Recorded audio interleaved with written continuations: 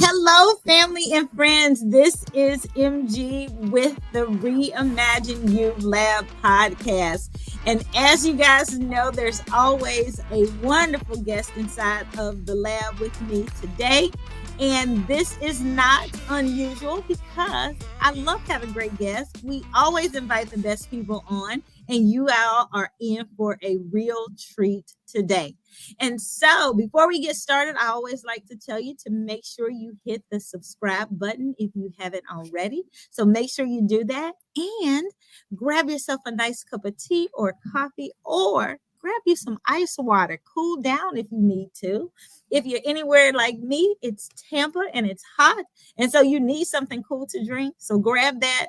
And then we are going to dive into the show.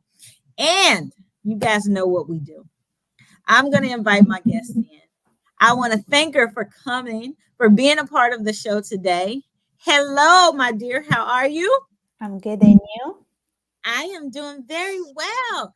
And so I want to introduce you all to Urmi Hossain, who is here with us. But Urmi, you know what we do. This is that time in the show where I am going to throw the ball in your court because we're going to go beyond the bio, because you're going to tell them who you are, what you do, how you do it, and all of that. So it's your turn. You tell them, Urmi. Yes, thank you for having me, first of all. And I wish it was as hot as where you're living. It's actually cold in here in Montreal. So yeah, we have to embrace this weather. Yeah, you see, I'm in a hoodie, in a heavy hoodie on top of that. And I'm based in Montreal. I work full time in the financial sector, but I have a lot of passions and interests outside of that. I am a self published author, blogger, mentor, YouTuber, a big advocate of women's empowerment. I am indeed part of two organizations right now. One of them is called Women in Leadership. I am the social media lead. And the second organization that I am part of, it's called Femme Influence, and I am the campaign manager. And to tell you who I am, I'm a very ambitious and audacious woman. You are. You are. Well, I am thanking you for coming on and being with us today. And listen, I always tell people whenever they come into the lab that, this show is really all about change. When we talk about reimagine you, I imagine, hey, what are we going to change? What do we change? So, I mean, let's be, as we kick off the conversation today, talk about a little bit about, when you think about change, and maybe what was a change that, what would you say is the biggest change that changed you? I would definitely say the biggest change for me was really embracing the uncomfortable. I Mhm. think that, just being here on a show, speaking, on a channel, knowing that people can hear me and see me, it's not something that I was ever comfortable with. And I think that What? has, yeah, that has been my biggest transformation, which started really a couple of years ago. And this was when the day I told myself, I think I have a lot that I want to offer, and there's a lot that I can give back to the community. And since I have, certain type of knowledge, why not put myself out there? Yeah. And it came with a lot of, I would say there was something that came little by little to the point that I became much more comfortable. I started with being first time on a YouTube interview, having my own channel, creating my blog, writing my book, understanding who I am as a person. So it was really like a little step that I started to take until I saw the complete, I would say, evolution or transformation of myself. Yeah. You know what? I love the fact that you say that, because a lot of times people, may never take that type of a step, like, you just started little by little and then you saw this evolution of yourself. How did seeing an evolution of yourself, how did that feel for you? What did that feel like? You know what? When I think about it, like now that I am to that end goal, when I think about it like retrospectively, I'm like, damn, I went really far with it, and it feels good because I feel like I'm a bit more confident. I'm more willing to take risk. I'm more willing to try new things, and I feel like even people around me saw that kind of shift of me. Like here she was now wanting to be anywhere on social media, now having an online presence, and now pretty much breaking the internet. Like. I love that, breaking the internet. Yeah. You know what? I think that's so important because a lot of times people, if you have to move in order to move, Yeah. right? You have to take action. Yes, yes. And you know what? I'm all about that. Like it Mhm. started really like reading books, like I read a lot of self-development books, personal development books. And, they always give you all this like motivational mantras or quotations, and this is when I told myself, like, if I want to really make a change in me, if I really want to see the growth in me, that's how Mhm. it has to start. I have to take little actions, and so it was through the little actions that I saw really the change. Yeah. You know what? Deliberate actions. Like it has to be deliberate. It Yeah, has to be intentional. Like if you yes, don't plan for it, it will not happen. Like it just exactly. will not. It will not. You know what? I think that is so good. And especially as a young woman, and we were talking before the show got started. You were talking about growing up, right? And like tell us a little bit about, you are a published author, and growing up, like you wrote about, growing up. So talk a little bit about, what you wrote about and why, how that has, kind of it has been part of, I would imagine, part of the reason that you wanted to share that story, to help, has fueled some of this women's empowerment that you're doing Yeah. now. Yes. So my book is called Discovering Your Identity, Rebirth from Interracial Struggle. And I self-published this book 2 years ago. So basically the book is my own personal journey about me growing up in Italy. So I was born and raised in Italy, and both of my parents are from Bangladesh. And I went through a lot of like struggle when I was growing up. I feel like I was not fitting the box, basically. Like I felt like I was not Italian enough. Felt like I was not Bengali enough. Here I am growing up in a very South Asian conservative household, but then everyone around me was pretty much non South Asian. It was all like a lot of Italian friends. And Mhm. for me, it was a struggle because, I would be with my Italian friends and I was very aware that I was not Italian. I did not look Italian. I don't look Italian. But then when I was at home, as much as I looked Bengali, deep inside of me, that's not how I felt because I grew up with Italian friends. That's the mentality that I have adopted. And so in the book, I talk about this. I talk about how it was, to go to a school that was mainly Catholic, go to how it was for me to go to a school that did not have that many immigrant kids, how all of my friends were Italian, what it meant to be like a South Asian woman. And so I talk about that in the book. And I wrote this book because I felt like my story was probably, it was an interesting story. I felt like people were always asking me about it. They were always very curious about my identity, my cultural identity. And I was like, you know Mhm. what, let me just write it somewhere so that people can actually read it. And so that's how it came, the idea. Yeah. No, I think it's a good idea. And you know what? And I think that it helps other people be able to put into words what they may not have been able to. Yes.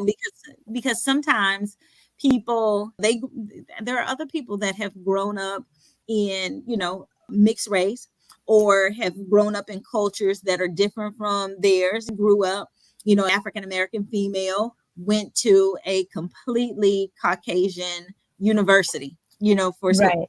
You talk about going from one culture to a completely different one. It's like, oh my God, how do I respond? You learn to code shift. Mm, You sometimes you end up taking on traits and personalities yeah. like different than what you are, because you want to fit in. And so it's good for you to kind of put into language for somebody to understand and see and identify with. I'm sure you probably get that type of response from other readers saying, Yeah. hey, you know what, you have said something that I couldn't quite articulate myself. Yeah, and it's not just readers, it's also like when you see on Instagram, like there are communities of people that are like third culture kids, you see that you're not alone in this. Like it's something that, like, Absolutely. I actually felt it was just me who went through that. And sometimes I would not be comfortable to talk about it because I thought maybe I'm just crazy that I'm thinking this way, that I'm not fitting the box. And especially when you're young, you do want to fit the box, that you get that Mhm. social pressure, peer pressure. You want to be the cool one. You want to be like the other Yeah. people that you hang out with. So you get that pressure. But when I grew up, I realized that I never needed to fit any box. I just had to find my own box and be okay Yeah. with that. And so that's how I came to conclude it at the end. No, I love that, and I like it. So is that a thing, like, to that, like, people that are mixed race? It's called a two It's called culture. third culture kid. I like that. TCK. Okay, I like that. I hadn't heard that. That's a new term for me. Okay, like You can that. Google it. Okay. No, Yeah. that's nice. So you know what? So now, like, being there, kind of getting to this place where you're kind of making this evolution, making these different type of decisions. How do you approach making transformative decisions? How did you get to a place where you say, you know what? Hey, I'm doing something new. I'm in this space. How did you get there? How do you approach making transformative decisions? How do you make transformative decisions? You know what? Here's the thing. I'm naturally like a very curious person. And so when there's like something that makes me curious, I just go Mhm. ahead and try it. And I feel like as soon as I try it, I feel like I'm transforming myself. Like I'm gonna give you a very simple example, okay? So I practice, I do boxing and I do Muay Thai. Muay Thai is martial arts. It's a type of like boxing. It's a Asian. I don't know how to explain it. Like a type of it's a Thai boxing. So basically, it's sort of like boxing. Okay. And I never thought of myself actually doing boxing or Muay Thai. Like it never crossed my mind. Never, never. Okay. Okay. And then what happened is one day I saw my sister trying Muay Thai, and then I was following this influencer doing Muay Thai, and I was like, you know what? I want to try it too. It looks cool. Okay. It looks Yeah. good. And so then I went ahead and I just realized how much in love with it I was.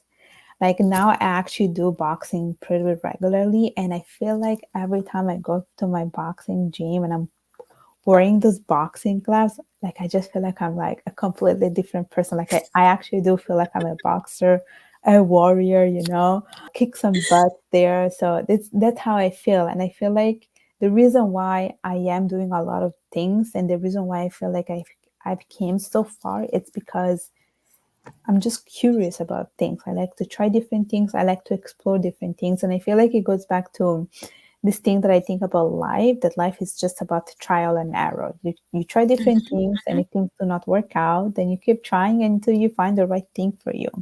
Yeah, so that's how I like to think, and that's how I think of transformation. No, I think that's a great approach. I think that a lot of times, whenever I am talking to clients and those that I work with, I will tell them, you know what, sometimes you do have to be curious about things, because a lot of times we will make decisions around things that we don't know, and we'll just kind of shut down. It's kind of like, no. But that's why I love the lab. And that's why I even call the podcast the lab, because you're Mhm. testing and trying new things. Yeah, Like, and sometimes the things that we're testing and trying is a new perspective, a new way of looking at things. So I will tell you, change the way you look at things, and things will change the way they look. You're like, oh, I saw my sister was doing my tie. So you know what? Let me give it a try. I might just yeah, like it. And then you get in there and you like, okay, I'm Rocky now. Like, I'm a boxer, and I can do yeah, this.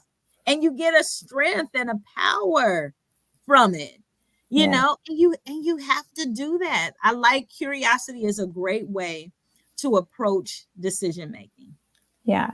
Yeah. It's a great way, and it's a great way to change your life. It's just, being curious about it. What one of the things that I think oftentimes will people get into, these moments where, hey, that didn't work. This didn't, there was a failure, there was a setback, there was a challenge that it just didn't go well, right? So how do you stay motivated, when you have a setback? Because sometimes setbacks come. How do you get over those? Let me tell you this. I recently gave a workshop to high school students, Hmm. and one of the things I talked about was failure. Hmm. And basically, what happened is the workshop was about how you should not have everything figured out at a certain age. Like often when you're 16, 18, you get a lot of pressure from parents, school, that you just want to have your answers ready. Hmm. And one of the things that unfortunately I think we do a bad job at is that we see failure as something negative. I'm not saying failure is good, but some failures Hmm. can be healthy because Yeah, it, absolutely. exactly, because life is not meant to be a linear type of success. You don't, like, your path towards success is not linear. It's going to be bumpy, it's going to be rocky, it's going to be challenging, it's going to be hard, and you're going to fail along the way. And it happened to me too. I failed in some things, but the most important thing, it's not how many times you fall, it's how many times you get up, which I feel like it's connected to the word, to my this whole thing about boxing, because Yeah. boxing, they knock you down, but then it's just about you getting up and punching the person back. So that's how I like to think of failure. I don't think it's a bad thing. Some failures are pretty healthy because they help you to build those traits that you would not get otherwise, like resilience, determination, perseverance, Hmm. tenacity. And so for me, that's how I like to think of failures. Like, they're not bad, they're just healthy, and you need them. Absolutely. You know what? I think it's healthy to fail, right? Yeah. That's what you're saying.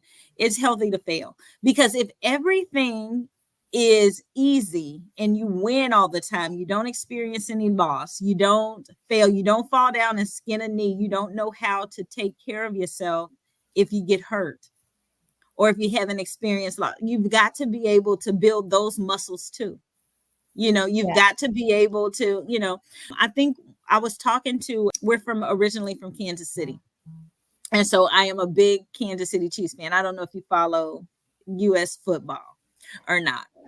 But I was sitting next to a guy on the airplane and we were talking football, and our team has won, they've got a winning record right now. And he was saying, and they have won the last two Super Bowls. And so asked him, I said, you think they're going to go for three? And he's like, I don't know. He's like, I want them to lose a game. I want them to lose. And I said, well, why is that? And he said, well, because as history has proven, they need to lose a game because anybody who's gone to the Super Bowl, that if they haven't lost a game, they'll get defeated in the Super Bowl. So it's important for them to lose before they get there. And I was like, oh, okay, interesting thing. But it is important to be able to build those. It's healthy for us Yeah. to learn how to lose and how to take a loss and be able to overcome it. I so when you're thinking about a time when you are building these resilience muscles and you're thinking about, hey, how I, get up from getting knocked down and things like that. Share a professional or a personal story, an experiment or something that you had that maybe it wasn't necessarily, it didn't start out the best, but in the end, it ended up being an unexpected success for you. You got any stories you can share? Yeah, I have one from my professional life. Mhm. And so I've been in the industry for like 8 years. Mhm. And after being in the industry for 6 years, I wanted to basically work for a different company. And so I started to look for for a job for a different company. And here I am 6 years in, in the industry. I have built my skills. I have built everything that I need to work. And here I am applying to a bunch of jobs. And guess what? I was just getting rejected in every single one of them. Every single company that I was applying, I was getting rejected. And this went for a full year. Like when I tell you full year, believe me, it's a full year that I got rejected. I think it was 2021. It was 2021. I kept getting rejected. And then I was like, I don't know what's going on here. Like, I'm like, am I doing something wrong? Why people are rejecting me? And I'm thinking, I have the skills, I have what they need. And then I told myself, you know what? I'm just gonna like apply, try to be myself when I go to these interviews. And that's the approach I took. For me was more about I want to show myself for my authentic self. I don't want to care. I don't care too much about what's written in my resume. I'm thinking that if they like me, they will call me, and then I just have to show myself for who I am because everything Yeah. else can be taught. Mhm. Eventually, I ended up getting almost 4 job offers, and this is where I was struggling to choose the job because I was like, oh my god, suddenly they just, suddenly Everybody wanted you. everybody wanted me. But one of the companies that gave me the offer was a company that I always wanted to work for when I was in university. Yes, Really? yes, yes, yes. And I remember when I was a student, I would walk in front of this company, think of myself like maybe one day I will work here. I would always like have that thought in my mind. Then Visualize it. finally I took that one because I thought about, this is what I wanted to be when I was, 20 years old. So eventually I said yes, and that made me think about rejections. And I thought about rejections sort of like a redirections. They're just meant to bring you to where you're meant to be eventually. So even rejections, I started to see it more like as a healthy thing. Yeah. Ah, no, that's so good. That's so good.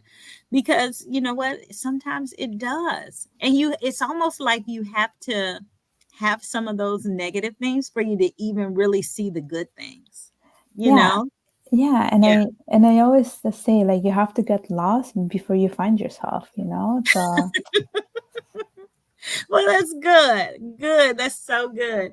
So tell me this, what would you say is your perspective on the idea that change is just a choice?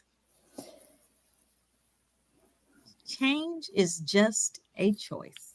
it is, it is, and it's not just change; it's every single decisions that we make every day. It's a Mhm. choice. It's a It choice. is. Yeah. And you get to choose it. Yeah, That's the thing that I really love. It's like you get to make the choice. Like you get to choose. And it's so important that you know that. yeah, Like you know that. exactly, exactly. Like you'll never get anything good if someone forces you to do something or if you don't want to do it. Mhm. No, agreed. Agreed. So when you're thinking about, as you kind of think through, because you're a young woman who has determined goals. You said, "Hey, I'm a YouTuber now. I do a blog."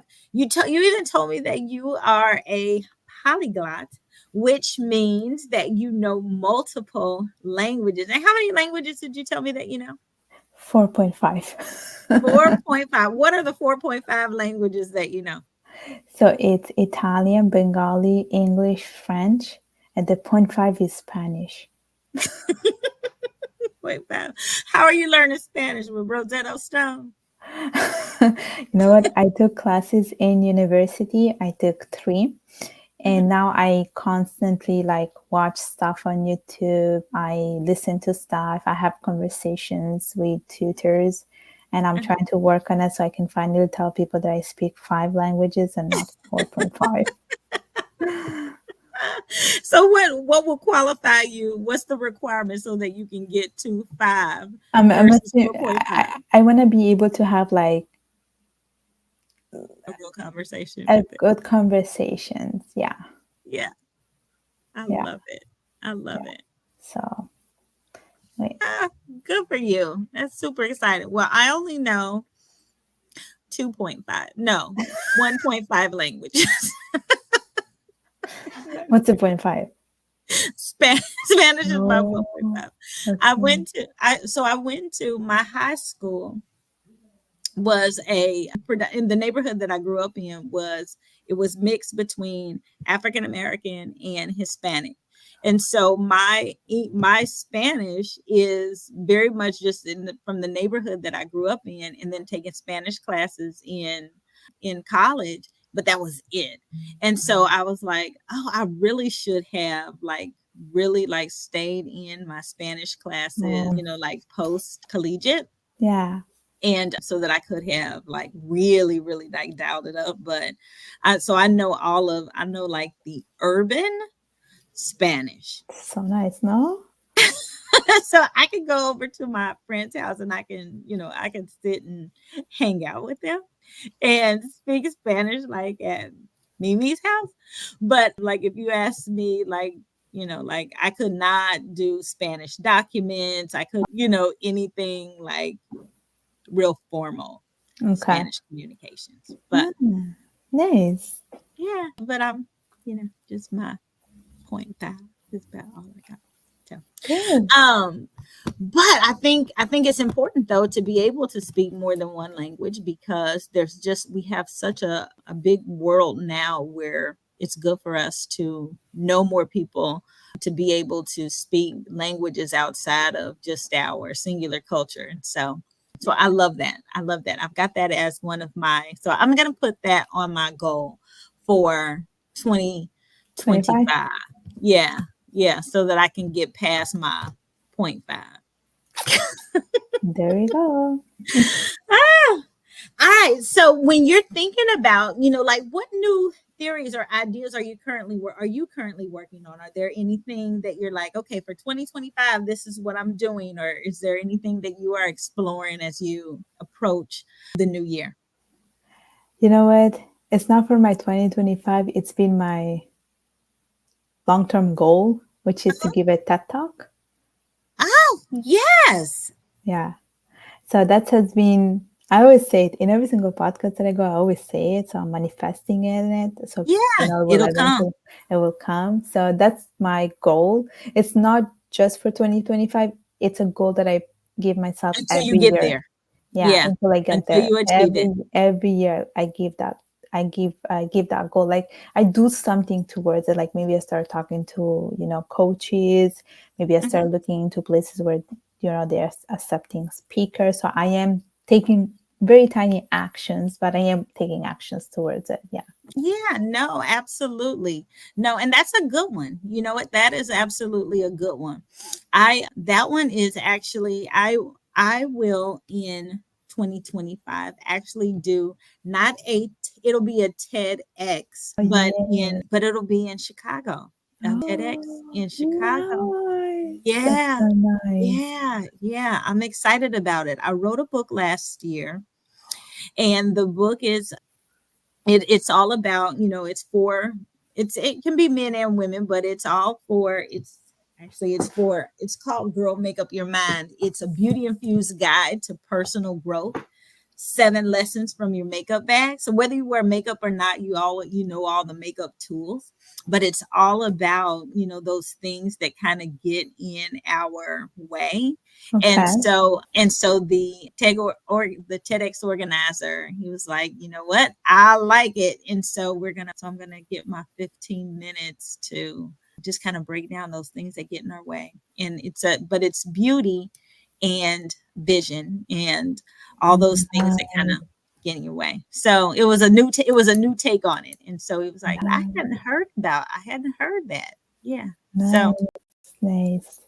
yeah, Wow, yeah. that's So so you much will get fun. there. I Yeah. hope so. So you keep I hope saying it. so. It's gonna come. It's good. Talking about it for 10 years. And so yeah. So I've hopefully it been won't take talking very about long. it since 2019, so It's coming. It's it's coming. coming. It's I know. closer. It's closer than you think. It's Yes. closer than you think. It's Yeah. closer than you think. Um, so tell me this: what are those things that when you think about your life and stuff now, and you are planning for, or not even so much planning for, but the things that kind of get you stirred up and excited and stuff, because sometimes when you're somebody who just automatically, you're very intentional about your goals, you're very much a decision maker around, hey, this is what I'm looking to do, I'm putting small actions towards it, I am not going to let things derail me or deter me. I'm going to be resilient and perseverant, so those things don't get your way. What are the things that keep you driven? Are there things that keep you where you're like, hey, I'm going to stay up and I'm going to do it, I'm going to make it? What are those things that get you hyped up? Yeah, you spoke about change at the beginning, and I am someone who's willing to make a change in the world. And I'm very ambitious about it, but I know I will. Yeah. And a lot of the things that I do, it's because I want to make a change. So, Women's Empowerment, the organization that I am part of, I know Mhm. that the connections that I'm making with the women that I meet is creating an impact in their life. I'm trying to inspire them, I'm trying to lead by example, and I love the connections with these women because I feel like, like, when you're surrounded with like good energy, you feel energetic Yes. too. And so Yeah. these women are very driven, very go-getters. I feel like automatically I feel the same way. So that's how I feel very motivated to do the things that I do. And so the Yeah. things that really like I'm passionate about are really these things. Like I know that I am inspiring people, making an impact, making a change, and well, all about the change. Like the there is a quotation from Gandhi that says, "Be the change you want to see in the world." I like to live by Absolutely. that. I like to Yeah. live by that. Yes. No, that's a good one. That's a good one. Gandhi is amazing. Like everything he said, make a note of it, right? Like everything. No, and that's so good. It's so good. I love that. I love that. So, as we are, man, the time always seems to just like tick, Fly tick, by. tick, tick, tick, tick, tick away, right? It just goes by so quickly. So, before I let you go, I always like to ask all of those who come into the lab, what are your three things that you would tell change makers? What's your three best pieces of advice? Three. You need three best pieces of. Three best pieces of advice for change makers. Okay. I would say I was not expecting this because I'm thinking I have so many things in my mind. Okay. Just do it, which is the motto from Nike. And it's all about, taking actions. Mhm. To be true to yourself, whatever change you want to make, and be authentic about it. Absolutely. And That's a good three, one. change is about positivity. So no matter what kind of change you do, always do it for the good of the world. Oh, so good. Ermi, how do they get in contact with you? You and the women's empowerment, how do they get in contact with you? I want to make sure, and you guys will have her information in the show notes so that you can make sure that you stay in contact with her, reach out to her. This gal is on fire. Tell them how to get in contact with you. Yes, so I have my LinkedIn profile, which is called Urmi Hossain. I have a YouTube channel called Urmi Hossain. My blog is called myways.ca. And for the organization that I am part of, one of them is called Women in Leadership. It's for the Victoria chapter. And the second one is called Femme Influence. And it's an organization based in South Africa. And you can follow us on our Instagram pages. You can check our website. You can see all the work that we do. Awesome. Ermi, it has been great having you on the show. I'm so glad that we connected and got you in here. It's been a amazing show. I'm so glad that you're able to come on. We'll have to have you back. Thank We'll have you. to have you back. You just do phenomenal stuff, and I know that I'm looking forward to following you and seeing all of the amazing things that you do continually. Thank All you. right, fam.